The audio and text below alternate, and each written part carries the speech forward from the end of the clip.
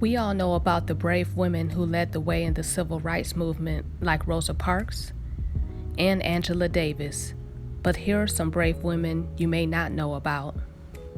Claudette Colvin was arrested at age 15 for refusing to give up her seat to a white woman in a segregated bus 9 months before Rosa Parks. She testified in the Browder v. Gale case filed by civil rights attorney Fred Gray, and the judges determined that the Alabama laws requiring bus segregation were unconstitutional. The case went to the U.S. Supreme Court, and 3 days later, the order was sent to end bus segregation in Alabama. For many years, Montgomery's black leaders did not publicize Colvin's bravery. This is because she was pregnant at the time and reportedly by a married man. Black leaders feared that if the white press found out, her case wouldn't have a chance. But regardless of what happened, she was a brave woman who stood up for civil rights, and we honor her. Next is Linda Martell. Born in South Carolina and the daughter of a pastor, Linda Martell's singing was developed in a gospel group consisting of 3 of her brothers. She would later become the first black female singer to chart in country music and the first black female singer to appear on country music's Grand Ole Opry in 1969. So Miss Smarty found herself a city boy who one night said hello, and the next night it leaves her sitting with a bad case of the blues.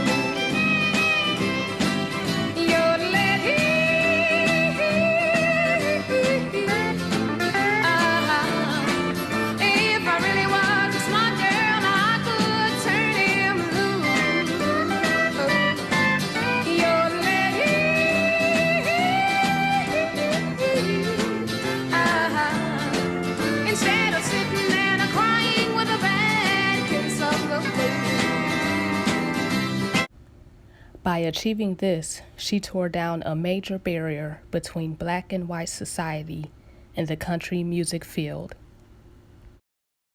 After all of her success, she ended up returning to South Carolina to be more present in her kids' lives, and because the constant pace of touring was taking a toll on her health. I've looked to see if she has passed away, and according to my research, she's still alive, and she now works in the education field. So thank you, Linda Martell, for breaking down barriers. And the next brave woman you may not have heard about is Patricia Bath. Born in Harlem, New York, her father was an immigrant from Trinidad and the first black man to work for the New York City subway as a motorman. Her dad inspired and encouraged her to explore different cultures. Her mom was a descendant from African American slaves and Cherokee Native Americans and was a homemaker and housekeeper. Both Patricia and her brother excelled in science and math in high school. She was inspired by her teachers to pursue research. She won a scholarship for the National Science Foundation while in high school. This led her to a research project studying the connections between cancer, nutrition, and stress at the Harlem Hospital Center. Her research and findings were so significant that it was published in a scientific paper. This led to Bath winning the Merit Award of Mademoiselle as a teenager in 1960. She later went on to receive her Bachelor of Arts in Chemistry. She later attended Howard University College of Medicine. Her freshman year at Howard coincided with the Civil Rights Act of 1964. She went on to win various awards. After this, she returned to Harlem for an internship in the Harlem Hospital, which had just become affiliated with Columbia University Eye Clinic. She observed a large proportion of blind patients at Harlem Hospital in comparison to the Columbia University Eye Clinic. She began to collect data. Her passion and expertise persuaded her professors from Columbia to operate on blind patients in Harlem without charge, which had not previously offered eye surgery.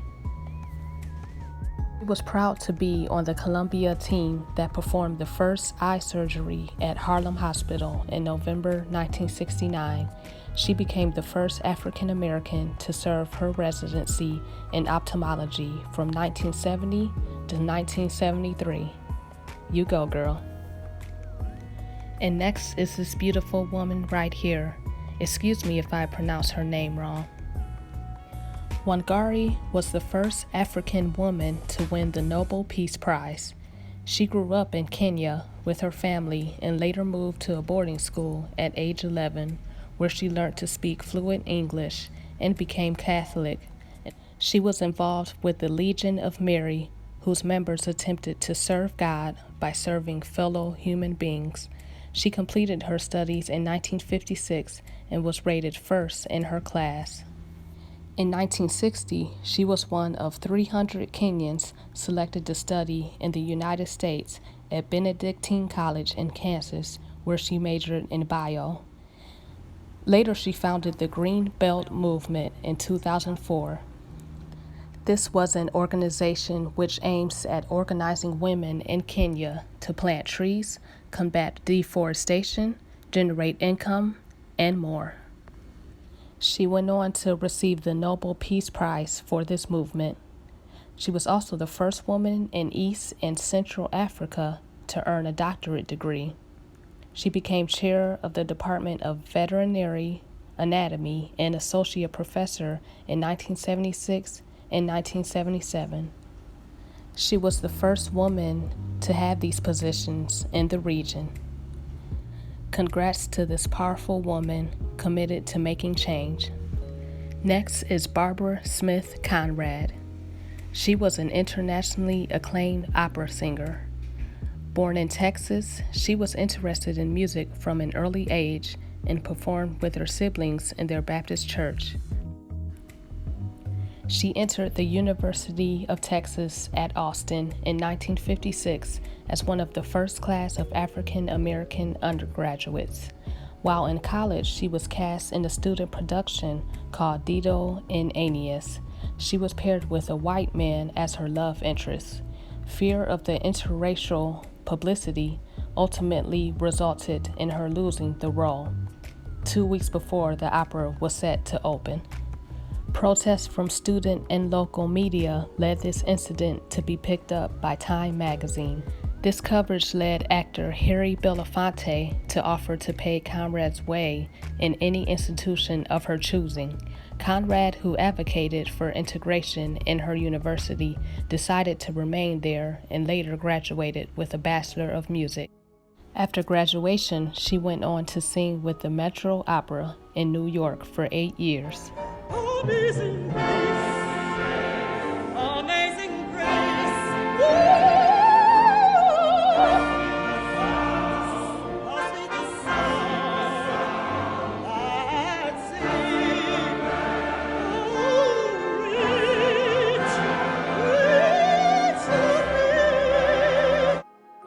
She then went on to work with leading conductors and opened her own private vocal studio.